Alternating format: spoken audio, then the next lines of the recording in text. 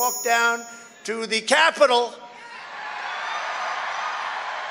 and we're going to cheer on our brave senators and congressmen and women.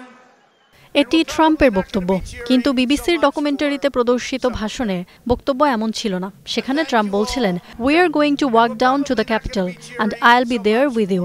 And we fight like hell." Bless America. Thank you all for being here. This is বিবিসিতে প্রচার হওয়া বক্তব্য শুনে যে কেউ মনে করবেন 2021 সালে নির্বাচনে হেরে ক্যাপিটলে হামলা চালাতে ভক্তদের সরাসরি উস্কে দিয়েছেন ট্রাম্প। তবে বাস্তবতা হলো ট্রাম্পের বিশাল ভাষণের দুটি অংশ এডিট করে পাশাপাশি বসিয়ে প্রচার করা হয়েছে। বিবিসির এক প্রতিবেদনে বলা হয়েছে, ওই অংশ দুটির মাঝে ট্রাম্প আরও অন্তত 50 মিনিট কথা বলেছেন।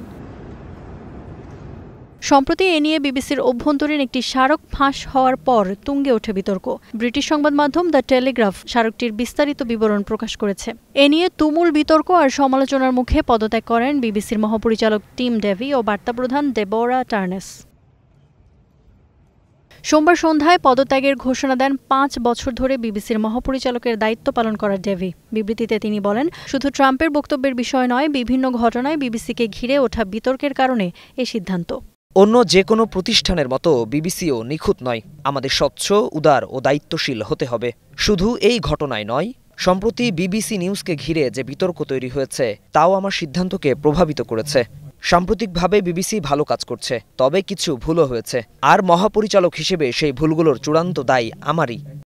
বার্তাপ্রধান টার্নেসও রোববারই পদত্যাগের ঘোষণা দেন। তিনি গেল 3 বছর ধরে বিবিসির বার্তাপ্রধানের দায়িত্ব পালন করে আসছিলেন।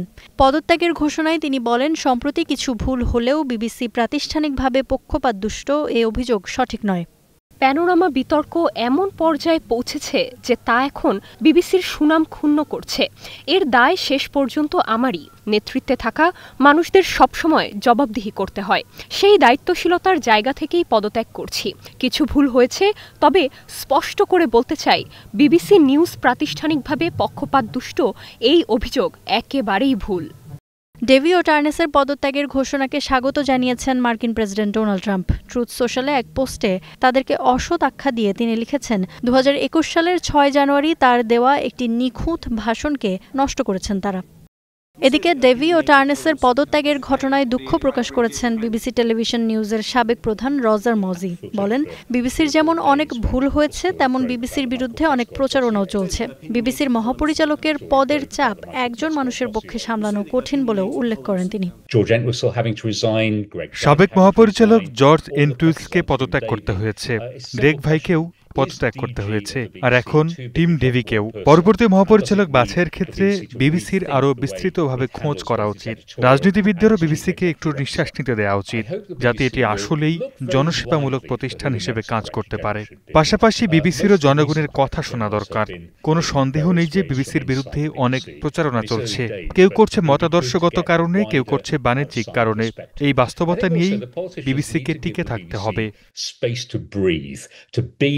ট্রাম্প আ সেকেন্ড চান্স শীর্ষক প্রামাণ্যচিত্রটি গেল বছর অক্টোবরে প্রচারিত হয়। একে শতভাগ মিথ্যা সংবাদ বলে নিন্দা জানায় হোয়াইট হাউস। এছাড়াও সম্প্রতি গাজা ইস্যুতে 2টি ডকুমেন্টারি ও গ্লাস্টনবেরি ফেস্টিভ্যাল নিয়েও বিতর্কিত হয়েছে বিবিসি।